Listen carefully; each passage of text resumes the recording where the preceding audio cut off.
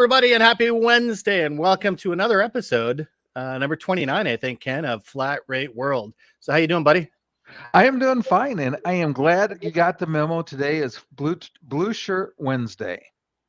Yes, and I'm pointing the right way. You got to point the opposite way when you're on screen. So Ken and I were joking. Maybe this has got to be our new flat rate, color, right? But thinking of that, we actually have some pretty cool colors for our flat rate program. So maybe we'll have to look at finding a couple of shirts to be able to wear.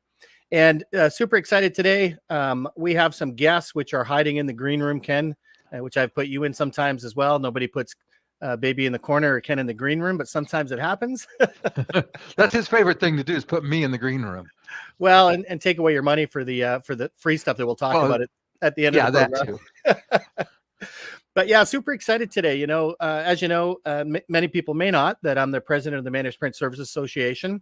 Ken, you're a member, and I've actually got a couple of people that are on our board and executive today as well, because we've got some pretty exciting news. We've been working on our initiative for, well, I'd say the better part of a year now, and it's finally ready, and I want to share it with the world. You can see I'm not going to give away the thunder until I bring on our guests, but we always have our little title thing at the bottom there, and it says RFP in the flaming letters, right? So, who likes RFPs? Not me, but maybe after today, we'll give you some reasons to like them a little more. Yeah, maybe they'll be better. Who knows? We'll find out. I know. And one of the things I want to remind everybody, make sure that you leave your comments and questions. So this is a live stream. We're live on both LinkedIn, YouTube, and Facebook, all three channels. So no matter where you're watching from, wherever you put your comments in, just like you usually would if you're posting on LinkedIn or on Facebook, etc., you can leave your comments, and we'd love to hear them, right? And Ken, your favorite part, here we go. Well, we're a global organization, so we always want to know where people are watching from. Last show, we had a lot of people from a lot of different places. So tell us in the comments today where you are and where you're watching from. Where are you from? And we start this show all the time as an international consortium already, Ken, because you're in the U.S. and I'm in Canada. But certainly partners and customers that we've had in lots of other places like Australia and in France and other parts of Europe. We've had people come in from the United Arab Emirates who are also doing managed print. So, pretty exciting. Without further ado, I'm going to bring our guests in. And first of all, hey, Eric, how are you, buddy? Good morning. I'm doing well. How are you guys doing? Nice. And maybe you can tell everyone the role that you play with the Managed Print Services Association. Sure. I wear a couple of different hats. So I'm on the board. I'm also the secretary of on the executive board, as well as the committee chairperson for the Standards and Best Practices Committee. So, a couple of hats. He says a couple, but I work with him, so there's a lot more hats than that. You're an absolutely invaluable member of the executive team, and the work that you do with, the committees is incredible. So thank you. Thank you. And we have another guest today. So Mr. Aldo Spensieri, how are you, my friend? I'm doing well, thanks. How are you guys doing? Oh, see, I almost got the menu at the memo. I'm wearing my blue. Yeah, well, and I think, and correct me if I'm wrong, Eric, it looks like you're wearing a lighter shade of blue. At least it shows up that way on the screen. It's actually a darker shade, but yeah. Fun.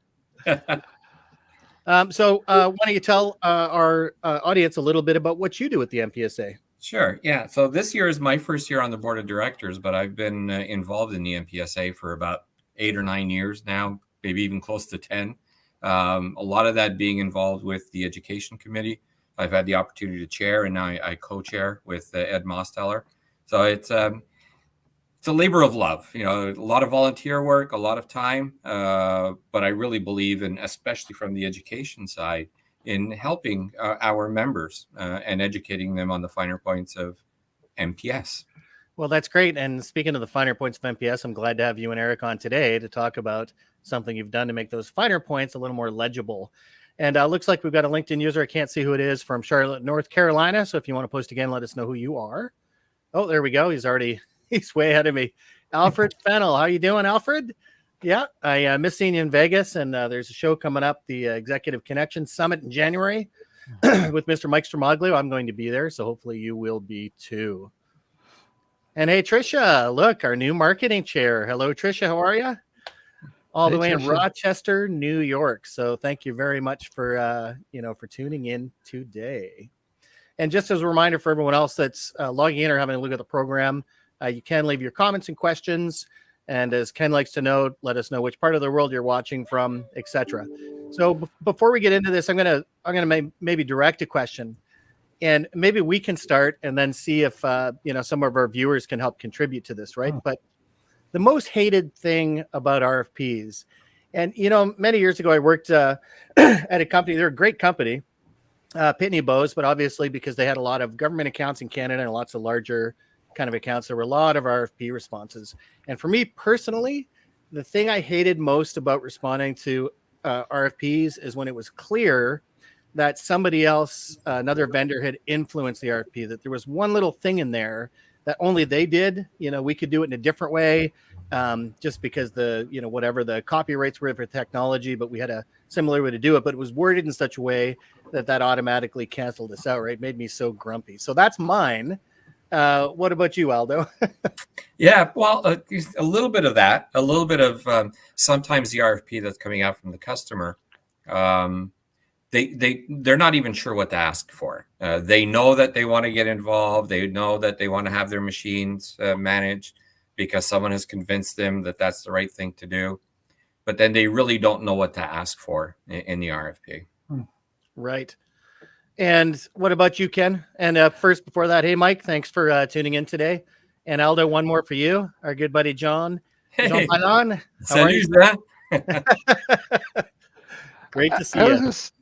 I was going to say the one thing that made me nuts. I went to an RFP for a library. This is back when I had my copier dealership, and it specified that the platen had to have a 45-degree bevel on the edge of it, so that you could put a book in there and copy the book page without breaking the spine. And there was only one manufacturer that had that. It was obvious that they crafted the RFP. So it's like, oh. Well, and Eric, as you led this initiative, what about you? What's your most hated thing about RFPs? It's usually the panic, right? It's the panic of the whole team trying to get it done, and so there's a deal on the line, and we know that if you're not leading the charge with the customer, the chances of winning an RFP is a single-digit number, right? Best case 15%. So that's one of the things is the crisis mode, and then you throw on top everything we're dealing with today, and then you don't have hair. So it's so it's just that's what happened. Teamwork. It's teamwork to make the dream work, and RFPs are a necessary evil. So it's just how to make it be virtuous versus a vicious cycle. Yeah, and I like what you say about virtuous, and that kind of leads me into what we've been kind of doing at the Managed Print Service Association, tackling this problem with you leading it and lots of other members contributing and helping to design it. And I'm just going to show my screen here for 1 second, and then I'll get you to talk to this a little bit. One of the cool things that's been going on is that the Managed Print Service Association has actually created this ebook with your leadership for managed print RFPs. And I've gone through iterations of it. We've had lots of contributions from other dealers and people that respond to RFPs. And I think this is absolutely solid gold. So maybe just talk a little bit about, what this is and how you feel it's going to benefit, our membership. Sure. No, thanks. No, yeah, it really is a team effort and a labor of love, like we've been talking about already. So I really appreciate every member of the committee and all the other members of the Mpsa that helped us to fine tune it. What we wanted to do is we wanted to put together a sales tool for our members to be more successful in the RFP process, have a plan, and to even give a template that you could put into the RFP software for your customers.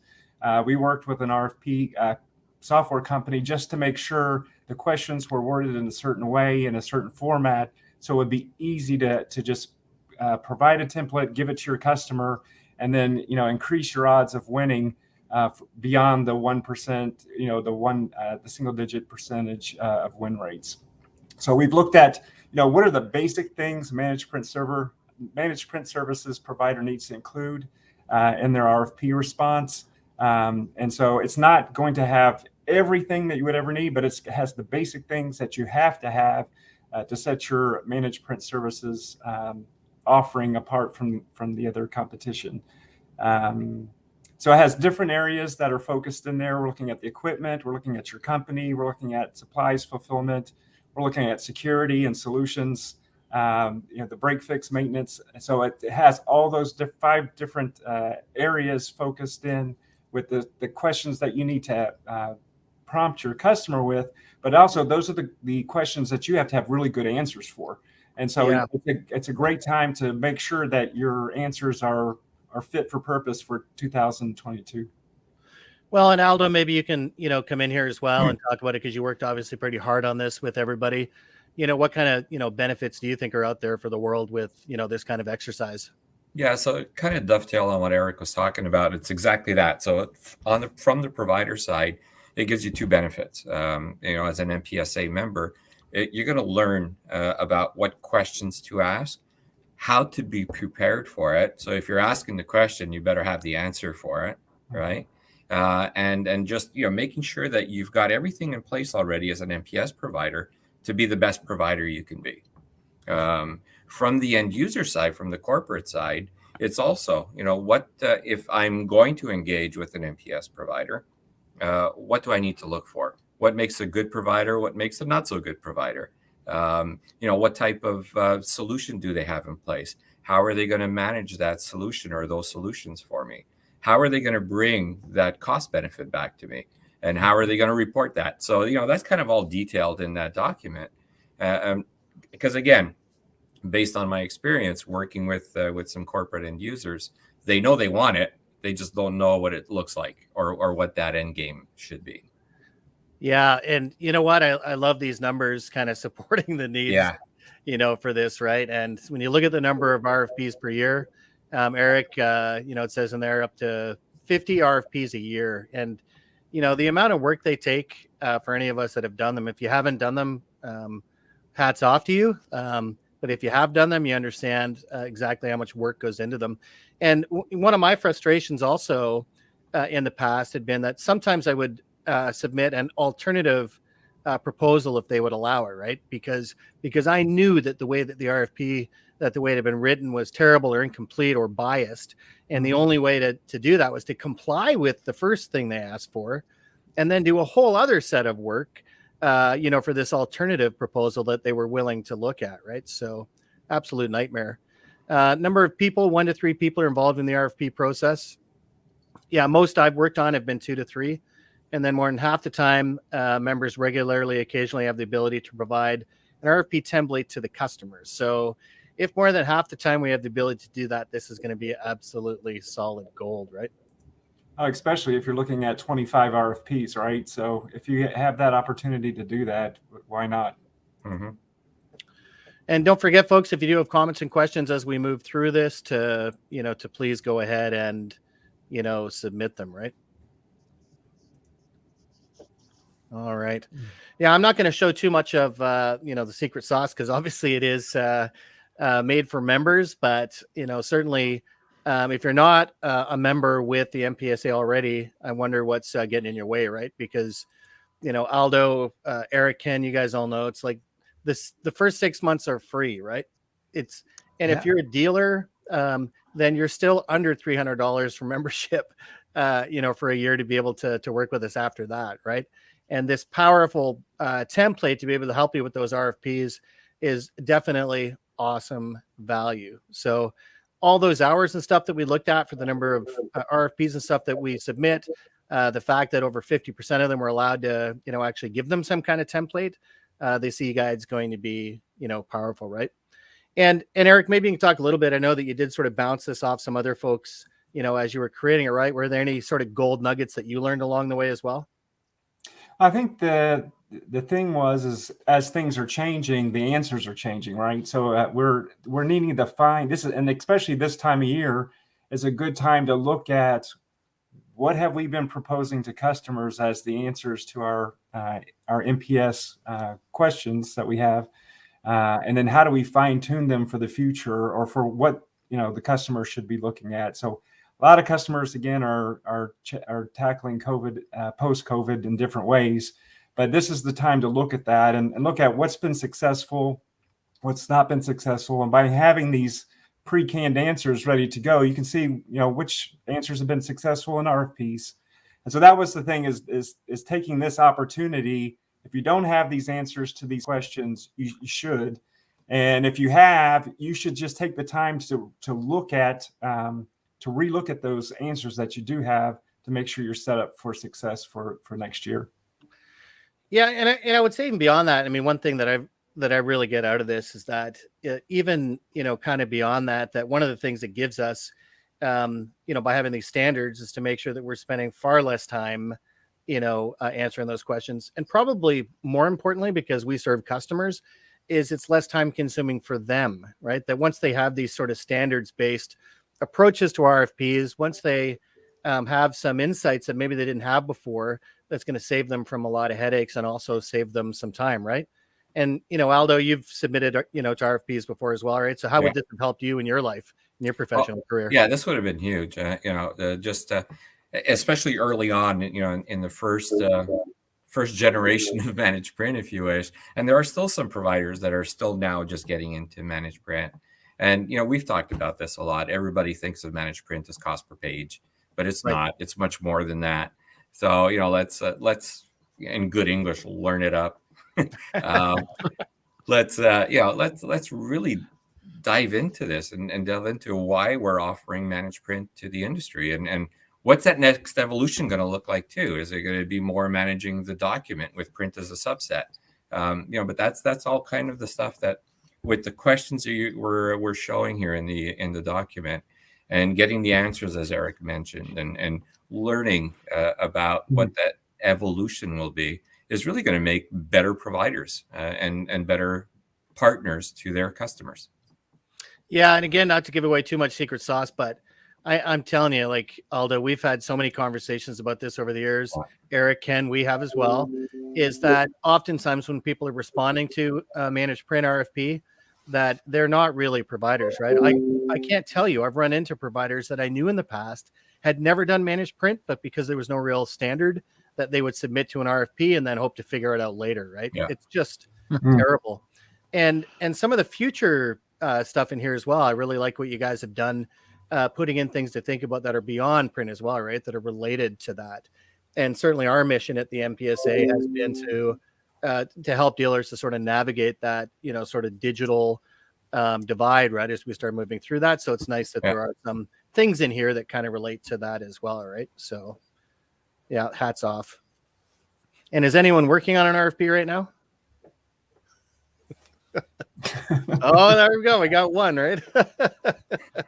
No, but it's just one of those things. One of the things that, as well as we were going through this process, it's kind of that tribal knowledge of things that you don't know that you need to know.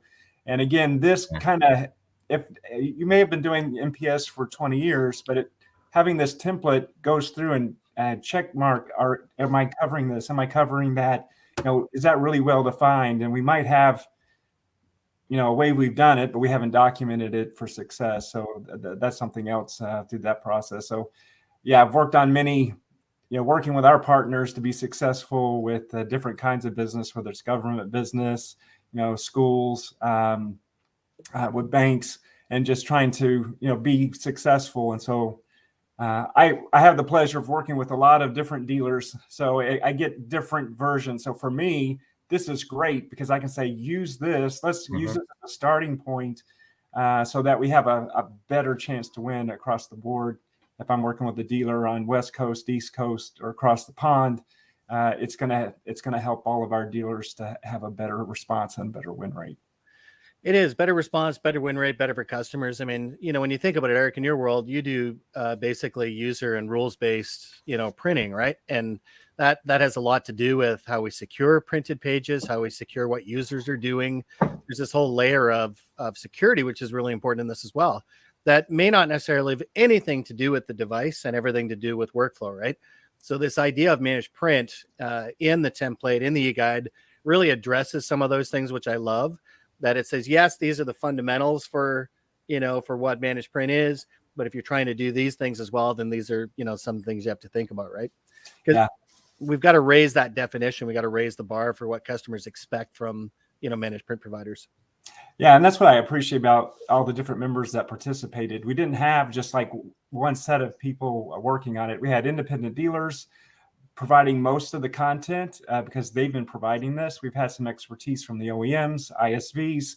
So it was a collective set of input. So that have been doing this for years. So I think that's helpful to get a broader view and make sure we didn't miss anything. I love it. And, certainly one of the things that I'll be pushing out there is to work with anyone that's watching today is to make sure, obviously, that you join the MPSA and get access to this, right? So, and actually maybe, Aldo, you can speak a little bit about that. How do people get access to this new template and e-guide? Yeah. So, again, at the very beginning is become a member. And then once you log in with your membership, there are different things you can do. I mean, today we're talking really about this RFP template and the white paper, but there are a multitude of white papers. There are podcasts that are available. We've interviewed as an education committee, a bunch of different people from the industry talking about today and the future. There's just a wealth of information that's available when you become a member. As well as access to all of the members and peer meetings, if you wish. I'm trying to think of the right word, but just talking with other people that have been in the industry for a long time and picking their brain. We're all there, and membership is available. Well, this is a great example of that sort of peer collaboration, right? Those peer meetings of the minds to be able to pull something like this together to get inputs, as Eric said, from not just dealers, but also ISVs and manufacturers and others, right? And not just from our geography either, from around the world. Right. Yeah. Such a diverse organization. Yeah. And so I do have the link down there for anyone that wants to get out there. Just visit yourmpsa.org or reach out to any of us about membership. Aldo mentioned that he's been kind of a member for 7 or 8 years. I've been probably for 5 or 6 years, maybe longer. Everything feels like 5 years to me now. I was a bit older. Yeah, the last 2 years are a blur, but let's not even go there. And Eric and Ken, and I can tell you that everyone that that we work with, once you join the organization, then you really start to understand what those values are. And cannot thank you guys enough, and both for the standards and best practices, what you do in the education committees, for bringing this kind of awesome content forward for members. So join the MPSA, get it for free, get the template for free once you're a member. And now the part that Ken hates the most, you can also get flat rate training for free. So one of the things that I love, Ken, and maybe you can talk a little bit about, why we do this with the MPSA and what it does. Well, we do this because, first of all, both of us believe in the MPSA. We think it's an organization that provides value to the end users. We support really most of the trade organizations because these trade groups are so helpful in getting helping dealers level up their skill sets, learning from others. But the MPSA is particularly focused on managed print, and that's an integral part of what you and I talk a lot about in the flat rate world, is trying to build a flat rate program that manages print and provides services that your customers need. And as you guys mentioned today, sometimes your customers have needs they don't even know they need. And so part of that is the education that all of us work at trying to help dealers and help end users with. Yes, agreed. So visit yourmpsa.org. There's a drop down there for how you can access the 10-day challenge for free. And certainly in the e-guide and the template, as Eric mentioned, by going broader, this is not just about cost per page. It's about managed print in its many different forms, exactly. Right? And that customers should be aware that there are, different ways to do this as well. So, gentlemen, I cannot thank you enough for joining us today. And for all of our viewers out there, thanks for tuning into episode 29 of Flat Rate World Live. And we'll see you on the website, yourmpsa.org. So enjoy the rest of your day, everybody. All right. We'll see everybody. Thanks.